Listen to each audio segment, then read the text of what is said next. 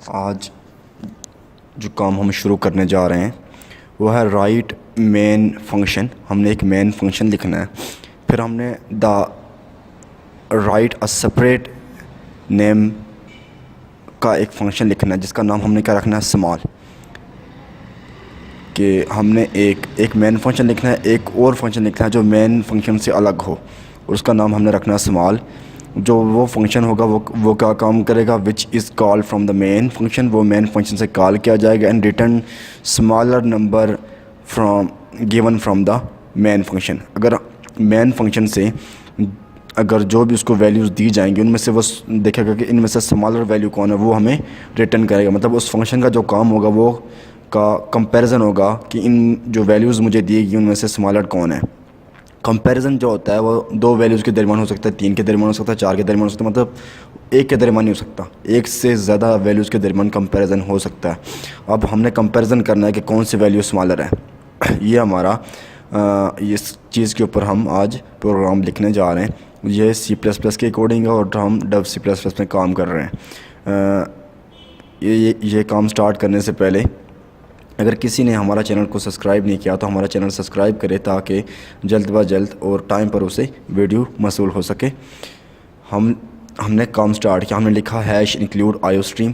Hash include iostream ये header file है जो इंक्लूड करती है फाइल्स को।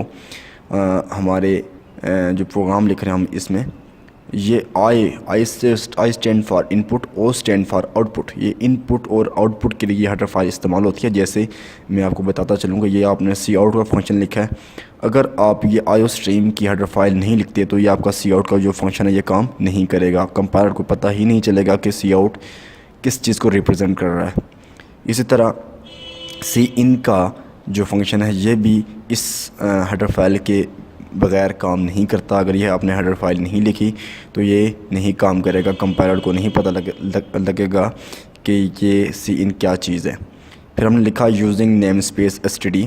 अगर आप टर्बो C++ की बात करें तो वहाँ पर आप conio.h की फ़ाइल इस्तेमाल करते हैं, क्लियर स्क्रीन का फंक्शन इस्तेमाल करते हैं, get.ch का, ठीक है। उनके लिए conio.h की हेडर फाइल लगती है। यहाँ पे डव की जो हेडर फाइल है वो है यूजिंग नेम स्पेस std। ये इसकी स्पेसिफिक क्या हेडर फाइल है।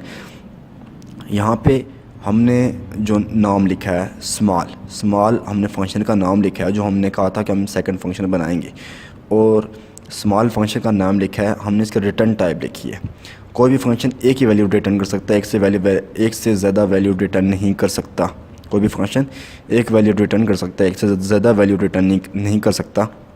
इस वजह से मैंने एक इंट लिखा हुआ है। मतलब आप दो बार इंट यहाँ पर नहीं लिख सकते, एक ही बार इंट लिख सकते हैं, या वाइड लिख लें। वाइड का मतलब क्या होगा कि आप कोई चीज़, ये फंक्शन कोई भी चीज़ रिटर्न नहीं करेगा, और इंट का मतलब है कि इंटीग्रल वैल्यू रिटर्न करेगा। और मैंने यहाँ पे फ्लोट लिखा होता तो इसका मतलब होता कि ये जो फंक्शन है ये एक फ़्लोट वैल्यू रिटर्न करेगा। पैरामीटर्स के अंदर आए हम। पैरामीटर्स में हमने लिए हुए int a o comma int b। मतलब हम इस फंक्शन में जो चीज़ पास करवाएंगे दो वैल्यूज़ होंगी, एक इंट a की और एक इंट b की। मतलब दो इंटीग्रल वैल्यू को हम पास कराएंगे और उनके दरमियान कंपैरिजन करेंगे बाद में। और इसका जो हमने यहाँ पे लगा हुआ है, ये आखिर में टर्मिनेटर लगाया हुआ है, सेमीकोलन।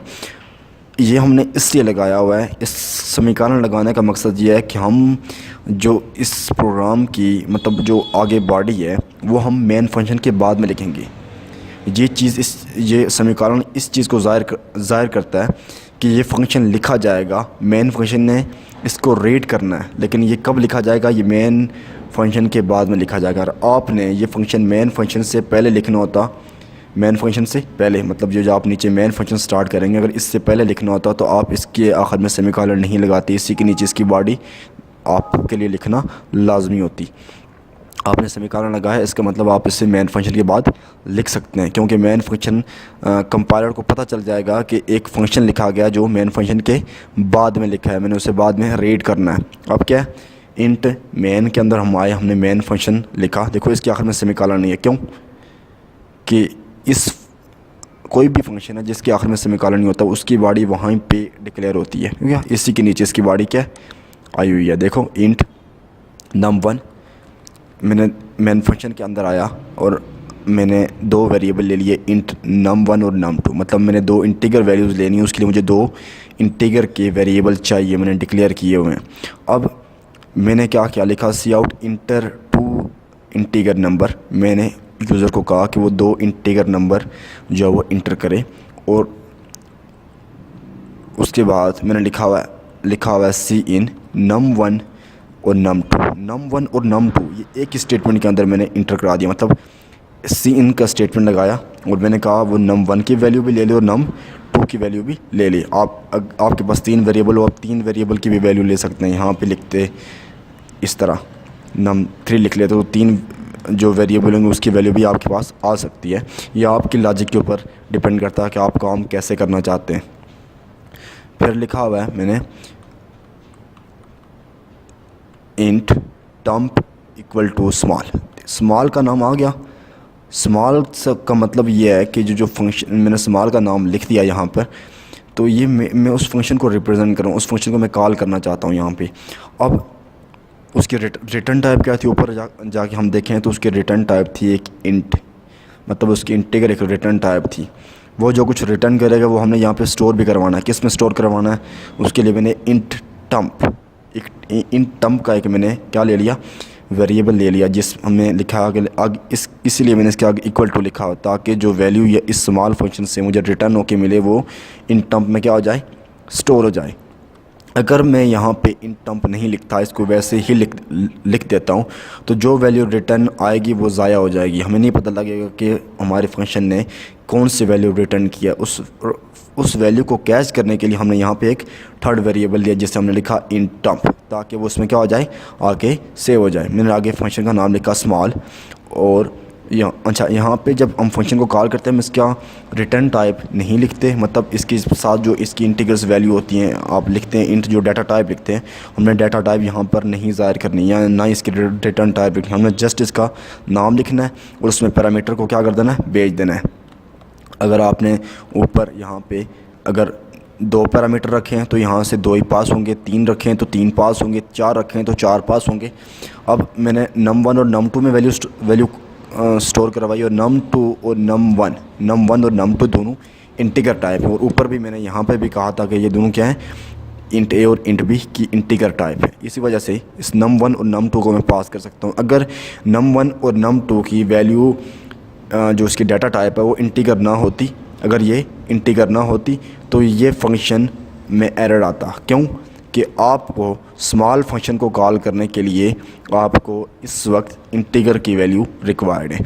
अगर यहाँ पे आप फ्लोट लिखते तो फंक्शन में क्या आता है, इस वक्त एरर आता। हाँ, अगर आपने ऊपर एक और इसी तरह का फंक्शन लिखा होता इंट सेम नाम से, उसकी डाटा टाइप फ्लोट होती, तो आप उसको कॉल करने के लिए सेम ही नाम से दो फंक्शन हो सकते हैं, लेकिन उसमें जो पैरामीटर होंगे वो क्या होंगे, उनकी डाटा टाइप चेंज होगी। मतलब आपने इंट ए लिखा है तो आप वहाँ पे लिखते फ्लोट ए या फ्लोट बी, फ्लोट या, तो यहाँ पे जब कॉल हम करते तो हम फ्लोट के नाम से फिर कॉल करते। मतलब जो ये मैंने num1 और num2 लिए वो फिर मैं क्या लेता, फ्लोट लेता, तो फ्लोट वाला कॉल होता। अगर मैं यहाँ पे num1 और num2 इंटीगर वाले वेरिएबल लेता तो इंटीगर वाली जो फंक्शन है वो कॉल होता।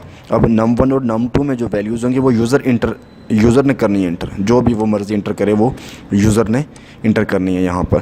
फिर लिखा सी आउट स्मॉलेस्ट इक्वल टू टम्प। देखो मैंने कहा था कि जो हमारा ये फंक्शन है स्मॉल, ये एक वैल्यू रिटर्न करेगा जो क्या होगी, स्मॉलर होगी, और वो किस में सेव होगी, टम्प। इस वजह से मैंने यहाँ पे क्या लिखा है, टम्प, कि वो जो टम्प की जो वैल्यू वो रिटर्न करेगा तो वो यहाँ पे क्या हो जाए, सेव हो जाए। सी num1 मैंने वैसे लिखा ब्लॉक स्टेटमेंट इस्तेमाल करने के लिए। और ये जो मेन फंक्शन था हमारा, ये भी एक इंटीगर वैल्यू रिटर्न कर रहा था, इस वजह से मैंने लिखा है रिटर्न 0। अब मैंने लिखना है वो फंक्शन लिखना है जो मैंने कंपाइलर को कहा था यहाँ पे सेमीकोलन लगा के स्मॉलर, कि मैं एक फ़ंक्शन लिखूँगा जो मेन फंक्शन के बाद होगा, वो मैं यहाँ पे लिखने जा रहा हूँ। अच्छा, मैंने वही चीज़ लिखी, उसकी रिटर्न टाइप इंट थी, वही सेम स्पेलिंग, जो नेम के स्पेलिंग थे वही सेम लिखे उसी फंक्शन के। लिखा इंट ए और इंट बी, लिखा if A is less than B, अगर ए बी से छोटा है तो रिटर्न कर दे ए, मतलब ए छोटा हो तो ए रिटर्न कर दे, एल्स ये इफ़ एल्स की मैंने स्टेटमेंट लगाई है, एल्स रिटर्न बी, नहीं तो मुझे बी रिटर्न कर दो। अब क्या होगा, अच्छा ये फंक्शन कॉल किस तरह होगा, देखो यहाँ पे आपने लिखा स्मॉल, आपने इस फंक्शन को यहाँ से कॉल किया है और दो वैल्यू जो आपने यहाँ से भेजी है num1 और num2। अब num1 की वैल्यू a के पास आ जाएगी, num2 की वैल्यू b के पास आ जाएगी। मतलब a में क्या स्टोर हो जाएगा, num1 की जो भी वैल्यू है, जो भी उसने इंटर किया वो num1 में a में आके क्या हो जाएगी, स्टोर हो जाएगी, और num2 में जो भी उसने इंटर किया वो b में आके स्टोर हो जाएगी। फिर a और b के दरमियान कंपैरिजन होगा, ठीक है, कंपैरिजन होगा कि कौन सी छोटी है, और वो वापस जब रिटर्न होगी तो इस फंक्शन के थ्रू इस टम्प वेरिएबल में क्या स्टोर हो जाएगी, और टम्प जो हमारे पास वेरिएबल था हम उसको प्रिंट करा देंगे तो उसकी वैल्यू शो हो जाएगी कि इसकी वैल्यू क्या है। और ये देखो इंटीगर सिर्फ, अच्छा रिटर्न ए, कुछ लोग कहते हैं कि यहाँ से दो वैल्यूज़ रिटर्न हो रही हैं, रिटर्न ए और रिटर्न बी, ऐसा नहीं हो सकता। इफ़ लिखा हुआ है फिर एल्स लिखा हुआ है, इफ़ और एल्स में कोई एक कंडीशन ट्रू हो सकती है, दोनों कंडीशन ट्रू नहीं हो सकते। जैसे आप या तो पास हो सकते हैं या तो फेल हो सकते हैं, ठीक है, या तो पास होंगे या आप या फेल होंगे। अगर आप पास हैं, मतलब पहली वैल्यू अगर हम पास के लिए रख देते हैं तो a is less than b, तो क्या आ जाएगा, a की वैल्यू रिटर्न हो जाएगी, एल्स b की वैल्यू रिटर्न हो जाएगी, कोई एक वैल्यू रिटर्न होगी, दोनों वैल्यू रिटर्न नहीं होंगी। अब हम इस फंक्शन को कंपाइल करते हैं और रन करते हैं, देखते हैं हमारे पास कोई एरर वगैरह तो नहीं आ रहा है इसमें। आपने इस चीज़ में अपने पैरामीटर्स का ख्याल रखना है, रिटर्न टाइप का ख्याल रखना है, ठीक है। और ये हमारा आ गया, कह रहा है कि इंटर टू इंटीगर नंबर, कि आप दो इंटीगर नंबर इंटर करें। मैं एक इंटर कर देता हूँ -9 और एक इंटर कर देता हूँ -5, दो मैंने इंटर कर दिए। इसने मुझे क्या कहा, स्मॉलेस्ट इक्वल टू -9। अब ये बात भी सोचने वाली है कि 9 बड़ा है या 5 है। अगर इनके साथ प्लस लगा होता तो 9 बड़ा होता और 5 क्या होता, छोटा होता। अगर इनके साथ माइनस लगा हुआ है तो क्या होगा, -9 छोटा होगा और -5 क्या होगा, बड़ा होगा, क्योंकि माइनस जो साइन होता है, ठीक है, वो जितना बड़ा नंबर माइनस के साथ आएगा वो इतना ही छोटा बन जाएगा, और जितना छोटा नंबर माइनस के साथ होगा वो उससे इतना ही बड़ा हो जाएगा। ये आपकी आउटपुट आ गई, स्मॉलेस्ट इक्वल टू 9 -9। अगर आप इसको पॉजिटिव वैल्यू में देखना चाहते हैं कि इसकी पॉजिटिव वैल्यू में आउटपुट क्या होगी, वो भी आप चेक कर सकते हैं कि ये आपने नेगेटिव में देखें, शायद कंफ्यूज हो गई हूँ। 55 लिखा मैंने, 88 लिख दिया, तो इसने क्या कहा, 55 is smallest number equal to 55, ठीक है। ये आपकी रिटर्न टाइप जो आपके फंक्शन ने कंपैरिजन करके एक वैल्यू रिटर्न की, वो क्या आ गई हमारे पास, 55 आ गई। अल्लाह हाफिज़।